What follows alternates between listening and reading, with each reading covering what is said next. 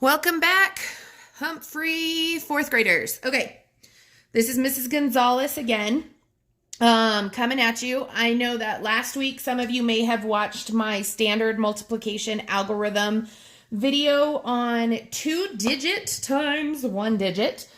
And there is another video posted on your teacher's page on this lesson with partial products. So if you're not digging the standard multiplication algorithm or it's not making sense to you yet, I did make a partial products algorithm, a partial products video on 3-digit times 1-digit and 2-digit times 2-digit. So you can stop this video and go to that one if you want. However, if you are wanting to hear about standard multiplication algorithm, 3-digit times 1-digit and 2-digit times 2-digit, then you are in the correct place. Hello, Miss Nunn's class, Miss Pierre's class, Miss Reagan's class, Miss Gonzalez's class. All are fabulous, fabulous Humphrey Hawks. I hope you guys are all doing well. I know I speak for all of your teachers and myself, and that we just miss you guys so much. So anyway, all right. So I'm going to go ahead and start with a 3-digit times 1-digit, and we're going to do, so I already had showed you, actually I'm going to kind of review. I had showed you guys if we do a 2-digit times 1-digit, like 53 times 4. In the previous video, I had talked to you guys about how this single digit, you would be multiplying the 4 times the 3 and the 4 times the 5, right? So if I multiply 4 times 3, that equals, 3 times 4 is 12. Just like addition, we can only put 1 digit in each place value. So I could put the 1s and the 10s I'm going to regroup. It's not going to be multiplied when we regroup with the standard multiplication algorithm. We add it at the end, okay? So then I multiply the 4 times the 5, right? But this 5 isn't just 5 ones, it's 50. So 4 times 5 is 20, and then I add the 1. So that's 21. Regroup this to the hundredths place. So 53 times 4 is 212. Well, now I'm going to show you guys, I'm going to leave this problem up here. I'm going to show you that it's the same thing. However, if it's a 3-digit number, it's no different. We still do it in the same process. We just have one more place value, one more step to go. So 3 times 4 equals 12. I'm going to put the 2 in the ones place, and I'm going to regroup that 10 up there. I am putting the plus sign next to that 1 to remind you guys that when you regroup something with standard multiplication algorithm, you're not multiplying, you're just adding that number at the end. So 4 times 5 equals 20 plus 1 is 21. So I'm going to put the 1 in the tens place, and I'm going to regroup the 2 up to the hundreds. Now remember, we're adding the 2. We're not multiplying that 2. The 2 that we're multiplying is the 4 and the 2 right here. So 2 times 4 is 8. But I'm going to add that 2. So 8 plus 2 is 10. I'm going to put the 0. I'm going to regroup the 1. 4 times nothing is 0. Plus 1 is, so my answer is 1012. Okay, I'm going to show you another one before I move on to 2-digit times 2-digit, which is so much fun, you guys. You're going to have so much fun. All right. So, starting in the ones place, like always, we always start in the ones place with addition, subtraction, and standard multiplication algorithm. The only one you do not start in the ones place with is if you are doing long division, but we're not going to get into that today. 4 times 9 is 36. Okay, I can only put 1 digit, so I'm going to put the 1s, the 6 in the ones place. I'm going to regroup that 3 to on top of the tens place, plus 3 up there. 9 times 3 is 27. Plus 3 is 30. So I'm going to put the 0 in the tens place, and I'm going to regroup the 3 into the hundreds place. Now I'm going to take the same 9 and I'm going to multiply it by 5. 9 times 5 is 45. 45 plus 3 is 48. So I'm going to put the 8 in the hundreds place, and I'm going to regroup the 4 into the thousands place. So my answer is 4,806. I can quickly do maybe one more of those, but then I need to move on to 2-digit times 2-digit for some of the people who are watching the video for that, okay? 5 times 5, I'm going to go a little faster on this one, is 25. So I'm going to put the 5 in the ones, regroup that 2 to the tens. 5 times 3 is 15. 15 plus 2 is 17. Put the 7 in the tens, and I'm going to regroup that 1 into the hundreds. 5 times 1 is 5, plus 1 is 6. So 135 times 5 is 675. So this is standard multiplication algorithm. All right, now I'm going to go on to something a little bit more difficult. I'm going to show you guys 2-digit times 2-digit. Now, this can be a little bit more confusing. So it's going to take some practice because you don't want to mess up any of the steps, okay? So I'm going to put my problem up there. I want to show you guys something, those of you, because everybody's learned partial products. Doing the standard multiplication algorithm for 2-digit times 2-digit, you're kind of doing the same thing you would with partial products. It just looks different. In partial products, we break up the 85 into 80 and 5, the 37 into 30 and 7. So really, we're multiplying the 80 and the 30 together, the 80 and the 7 together, the 5 and the 30 here, and the 5 and the 7, and then we're adding them all together, right? So we're just kind of breaking up we're in expanded form and multiplying several problems and adding them together. Well, that's kind of the same thing what you're doing with standard multiplication algorithm with 2-digit times 2-digit. So same thing, okay? You always start with the ones place. We are only going to concentrate for the first step on the 7. So it's almost like we're doing 85 times 7. We're going to ignore this 3 for right now. The 3 comes later. So when you start with the 2-digit times 2-digit, ignore this, and you're going to do, almost pretend like I'm doing a 2-digit times 1.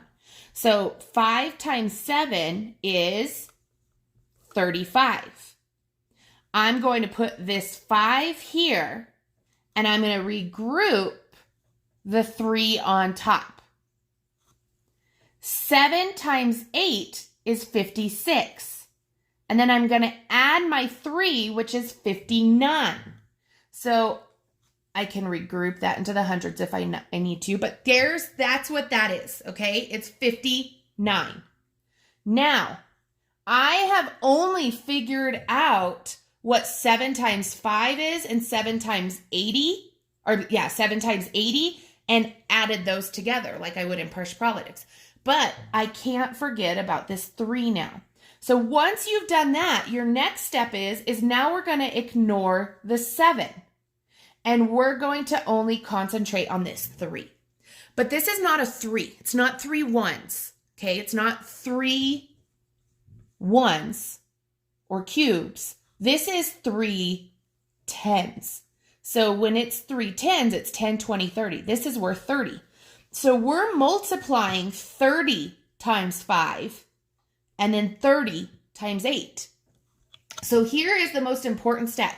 After you have finished multiplying the ones times those digits, the next step you always want to do is just go ahead and throw a 0. The reason you are throwing a 0 is because 3 times 5 would be 15. But if I put the 5 here, it's 15. But we're not doing 3 times 5. We're doing 30 times 5. 30 times 5 equals 150. So I need a 0 in the ones place. Now I have my 3 times 5 is my 15. I could put my 5 in the tens place, and I'm going to regroup my 1 for this next problem, the hundreds. So 3 times 8. Well, this isn't really 3 times 8. This is 30 times 80. So 3 times 8 is 24. And see, my 4 is going to go in the hundreds place. So I can add this 1. So 30 times 4 is 240, or 24. No, 30 times 80, sorry. 30 times 80 is 2040. So I'm going to say 24 plus 1 is 25. So I'm going to put my 5 here, regroup my 2 into the thousands. I know this sounds kind of confusing if you haven't seen this before.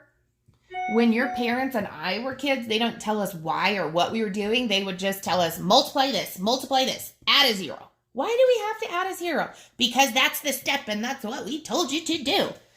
Now, guys, I have partial product here, the 7 and the 30, and now I'm going to add them together. So 5 plus 0 is 5. 9 plus 5 is 14. Regroup.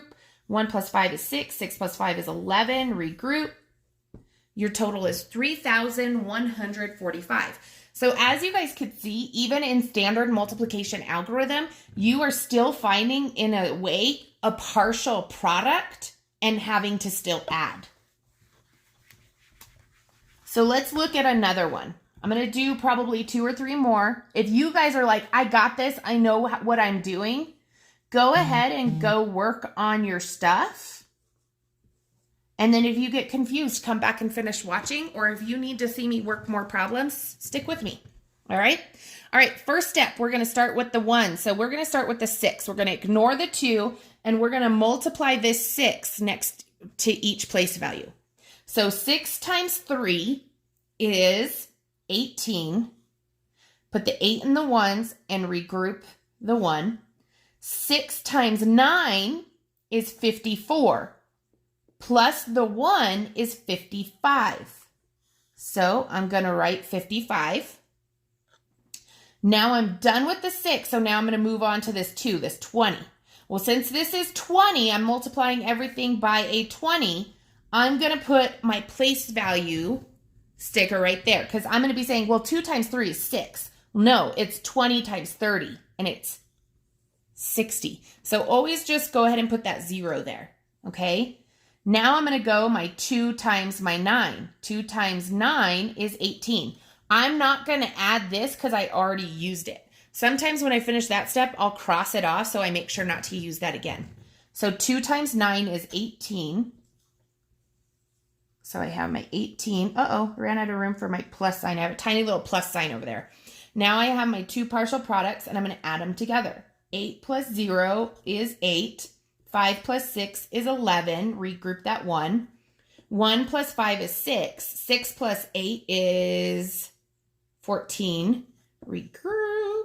2,418. Okay. I'll work another one. All right. Let's do 40. I forget which ones I've already done, so I hope I don't work the same one. 48 times 63. Okay. First step, I'm going to concentrate just on this 3 and multiply this 3 times both digits. So 3 times 8 is 24. I'm going to put the 4 in the ones place and regroup that 2. Now I'm going to take this 3 and multiply it by the 4. 3 times 4 is 12, plus 2 is 14. So 48 times 3 equals 144. That's my first partial product. Now the next step I'm going to go is I'm going to concentrate just on this 6. Okay, now this is not 6, this is 6D. So I'm going to go ahead and put 1 0 because 60 has 1 0. If I did 6 times 8, it equals 48. So 60 times 8 equals 480. That's where that 0 comes from. So 6 times 8 is 48. So I'm going to put my 8 in the tens place. And see, now I've already crossed this out so I don't get confused. I have my plus 4 up there. 6 times 4 is 24. 24 plus 4 is 28. So I'm going to put my 2 in my thousands, my 8 in my hundreds. See how I have place values lined up? I write it nice and neat so it makes it easy for me to add these up. 4 plus 0 is 4. 4 plus 8 is 12. I'm going to regroup my 1 in my hundreds place. 1 plus 1 is 2. 2 plus 8 is 10. Put my 0, regroup my 1 into the thousands place. 1 plus 2 is 3. So my answer is 3,024. If you guys want to cut this video off and go work on your problems, feel free. Those of you that need to stick around and see one more, hang out with me. I'll do 1 or 2 more for you. Oh, this looks fun. Let's do 96 times 96. I don't know if you guys can hear the wind, and I'm sorry if you can. It is getting really windy outside. It's moving my windows and my doors. All right, starting off with the ones place. 6 times 6 equals 36. So I'm going to put the 6 here, because remember, we're only going to concentrate on this 6. We're going to ignore this 9 for right now, okay? So it equals 36. So I'm going to put the 6 here, and I'm going to regroup the 3. Now I'm going to take this 6, and I'm going to multiply it by 9. 6 times 9 is 54, plus 3 is 57. So 96 times 6 equals 576. I found my partial product. Now that I'm done with the 6, I'm going to go and I'm only going to concentrate on this 9. But that 9 times 6 equals 54, right? Well, I can't write 54 with the 4 in the ones and the 5 in the tens because this is not 9. This is in the tens place, so this is 90. So it's 90 times 6. 90 times 6 equals 540. So that's why you've got to put that 0 there. Okay, and then I'm going to put the 4 in the tens place, and I'm going to regroup my 5. 9 times 9 is 81. 81 plus 5 is 86. Now I can have my 2s because 96 times 90 equals 8,640. Now I can add these 2 up, my partial products here. 6 times 0 is 6. 7 times 4 is 11. 1 plus 5 is 6. 6 plus 6 is 12. 1 plus 8 is 9. So we have 9,216. All right, guys, if you are getting it, turn me off. Go work your problems. If you're totally confused and you're not getting these, you're like, I just don't get it. I just don't get it. You may need to go back to trying it out with the partial products, okay? Or if you don't get either way, then you need to reach out to either Miss Reagan, Miss Nunn, Miss Pierre, or Miss Gonzalez and try and get some help. All right, last problem I'm going to work with you guys. I'm going to show you is 17 times 70. Hey, so I have a 0 here. 0 times 7 is going to equal 0. 0 times 1 is going to equal 0. Do I need to sit here and put these zeros here? Yes, you could, but it's unnecessary. If I have a 0 here, then I'm going to say, oh, then it's going to be 0. I don't need to do it. So I'm going to just concentrate then on my 7. But this is not a 7, it's 7D. So this is not 7 times 7 equals 49. No. This is 70 times 7. So I need to put that 0 there so that when I say 70 times 7 equals 490. So I'm going to put my 9 here, my plus 4 up here. 7 times 1 equals 7. 7 plus 4 equals 11. So that was just, I wanted to show you guys one with a 0 real quick. We didn't have to add anything because of that 0.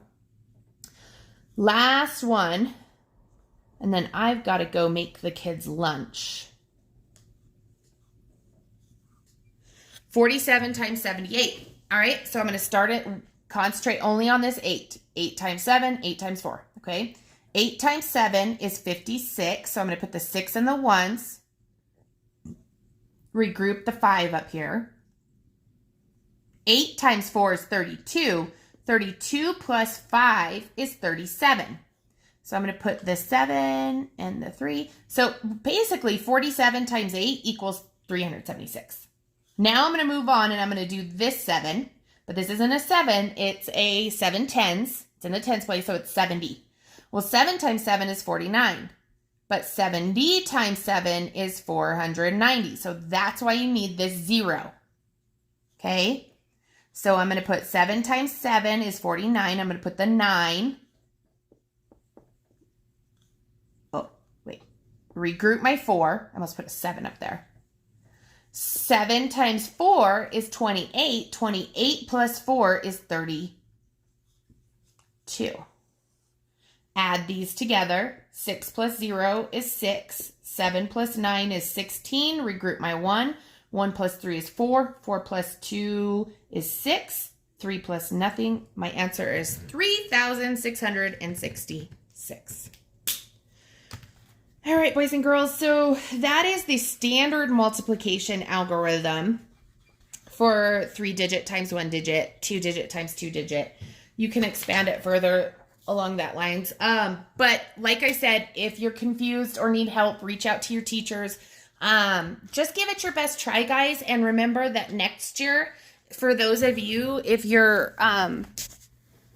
freaking out at all that you're not going to be ready for 5th grade, every single 4th grader, not just here in Albuquerque, not just here in New Mexico, every single 4th grader across the whole United States is kind of in the same boat as us.